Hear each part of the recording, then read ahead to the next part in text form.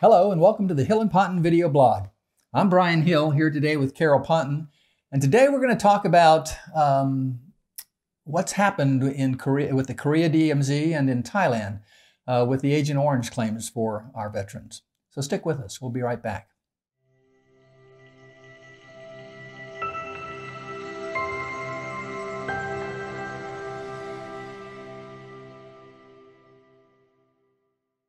One of the things that we found is over the years, we have a lot of veterans who come to us who had claims denied for Agent Orange exposure either on the DMZ in Korea or in Thailand. And I think it's important for you to understand that a lot has changed over the last couple of years. For instance, in Korea, when they granted exposure for Agent Orange, they talked about a strip along the DMZ. I think it was like 350 yards wide across the whole peninsula, a very small part.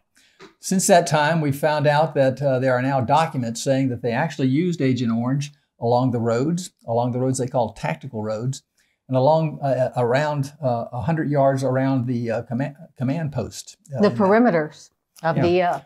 And Carol, you actually had one of your vets who was a supply officer supplying Agent Orange. Tell us what he had to say. As far as where the Agent Orange was being used. Well, the Agent Orange was being used, in other words, to get rid of any foliage, the trees and the bushes, so that no one could hide there. It was really clear. It's for protection. So really, it was used not only around the perimeters of the base, but it would be also used around the huts in the base where people slept. It would be used all over.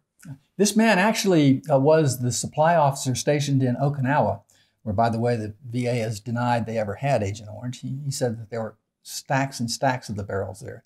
And he actually showed us his orders that he was ordered to go to Thailand to do an inspection of those bases to make sure they were using the Agent Orange. They were getting the Agent Orange that was being supplied. And his testimony was it was not just limited to the perimeter of the base. It was used in the entire base. It was the only type of herbicide that they were using. So there's a lot that's happened over the last several years concerning documents that the VA would never produced, and we've now found them in the Air Force records that tell us a lot about where the Agent Orange was being used. So if you've ever had a claim for Agent Orange exposure denied, it might make sense to have someone look at it again to find out if these new documents make sense to your case. And understand, if these new documents do make sense for your case, not only is the current claim going to be open, but every claim you ever filed for Agent Orange would be reopened. So it's a huge, huge thing that you need to be aware of. One of the problems we've run into is you're not going to win it at the regional office. These are cases where you only win at the board.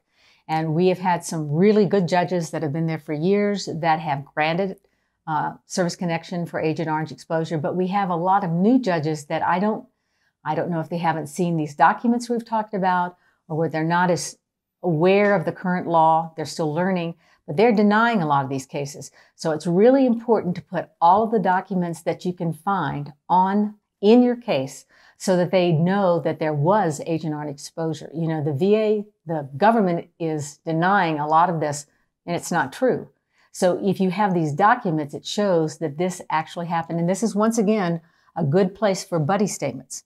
So if you can find people who were there with you, getting them to state, I remember the guy would come around and spray, and the next day all the plants were dead. I remember that they came on and sprayed and told us, don't drink the water.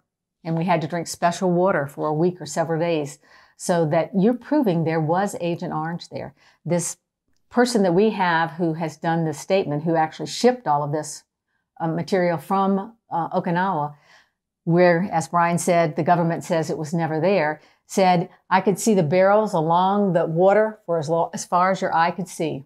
And that was shipped to all of these places. So don't give up.